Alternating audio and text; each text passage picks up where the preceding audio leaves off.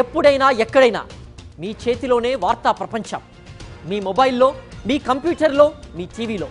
సాక్షి TV digital ప్రసారాల కోసం login అవ్వండి www.youtube.com/సాక్షి TV. Subscribe సాక్షి TV YouTube channel.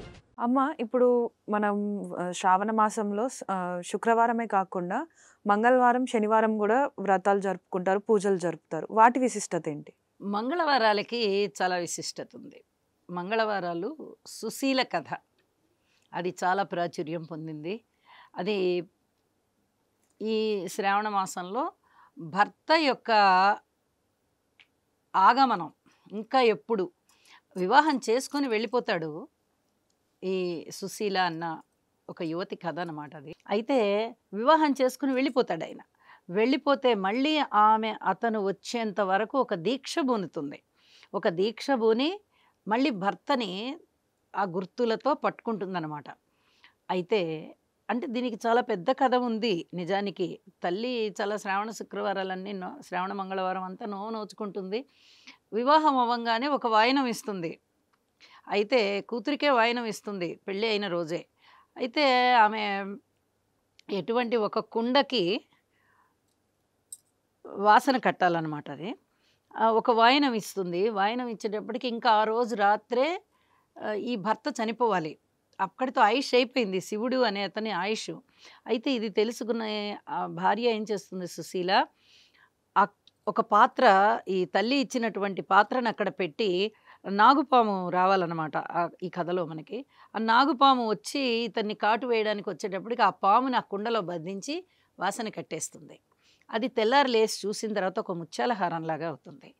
ఇదేంటి ఇంత విశిష్టత ఉంది అంటే, వాళ్ళ అమ్మ చేసుకున్నటువంటి పుణ్యం అది.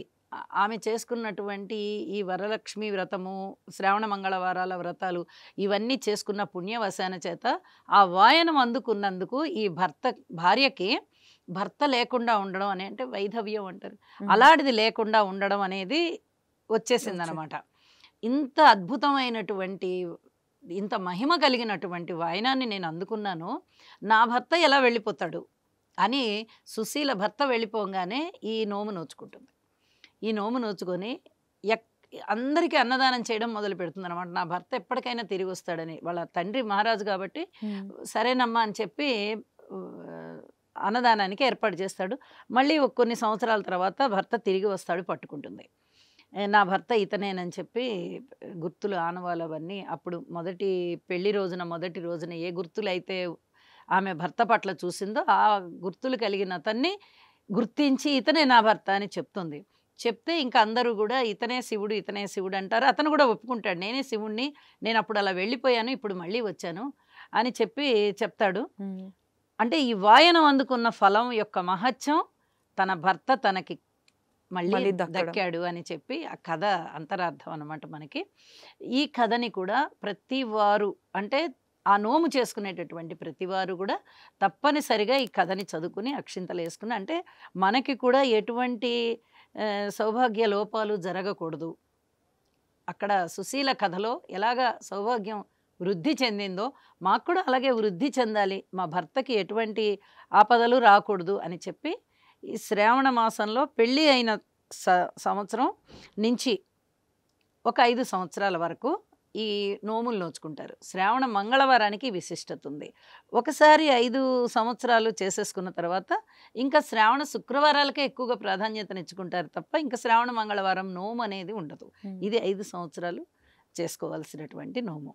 శ్రావణ శనివారం అనగానే ఇప్పుడు అమ్మవారి నోములు బాగా చేసుకుంటాం మనం, మరి అయ్యవారికి కూడా పూజ జరగాలి కదా.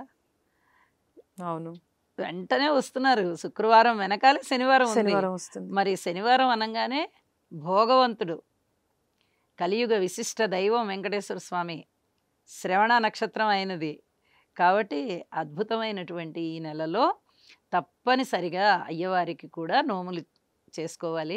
అంటే అది నోముగా కాకుండా మామూలుగా పూజగా చేసుకుంటారన్నమాట. దానివల్ల శ్రావణ శనివారాలకి చాలా విశిష్టత.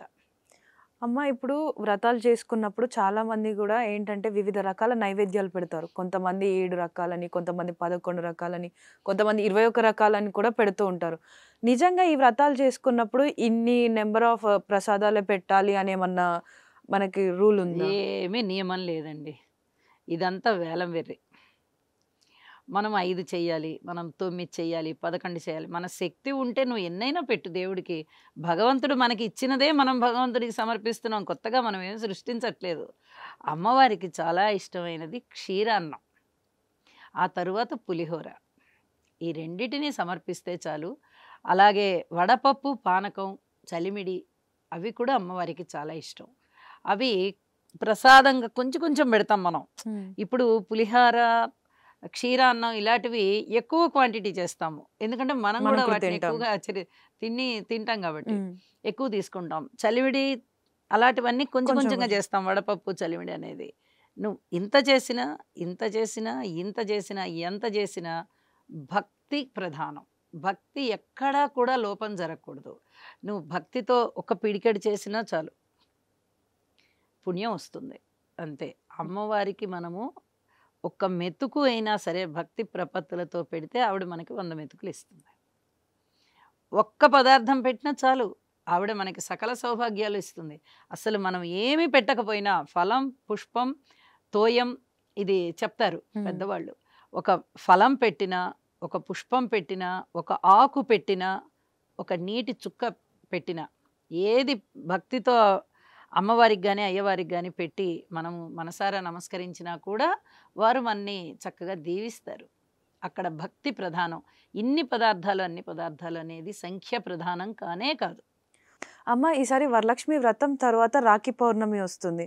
సో ఇలా వచ్చినప్పుడు ఏమైనా అనర్థాలు జరిగే అవకాశాలు ఏమి ఉన్నాయా? జరగవండి. జరిగే అనర్థం మనకి షష్టగ్రహ కూటమి జరిగింది మనకి మార్చి 29వ తారీఖున.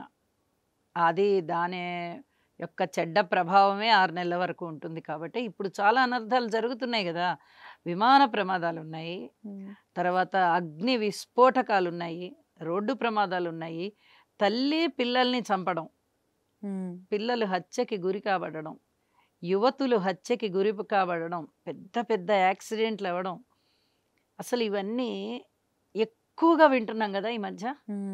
ఇప్పుడు ప్రసార మాధ్యమాలు, ఒకప్పుడు పేపర్ ఉండేది లేదా రేడియో ఉండేది. రేడియోలోనో లేకపోతే ఏదో 1, 2 డీడీ ఛానల్స్ లాగా టీవీ ఛానల్స్ ఉండేవి. తర్వాత ప్రసార మాధ్యమాలు చాలా ఎక్కువైపోయాయి.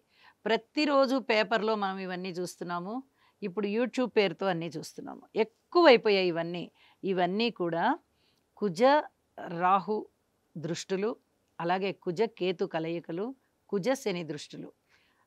గోచారంలో ఇవన్నీ ఈ దృష్టి ఫలితాలు చాలా చాలా అనర్థాలకి దారితీసేటటువంటివి. వాటి వల్ల దేశ గోచారంలో ఇలాంటి మార్పులు జరుగుతున్నాయి, ఇలాంటి ప్రమాదాలు సంభవిస్తున్నాయి తప్ప పౌర్ణమికి ముందరగా శుక్రవారం వచ్చేసిన శుక్రవారం వరలక్ష్మి వ్రతం కాకుండా పోయి పౌర్ణమి తర్వాత ఇంకేదో పండగ వచ్చేసి అసలు ఇలాంటి వాటి వల్ల కానే కాదు. అది ప్రకృతి సహజంగా జరుగుతుండేవి.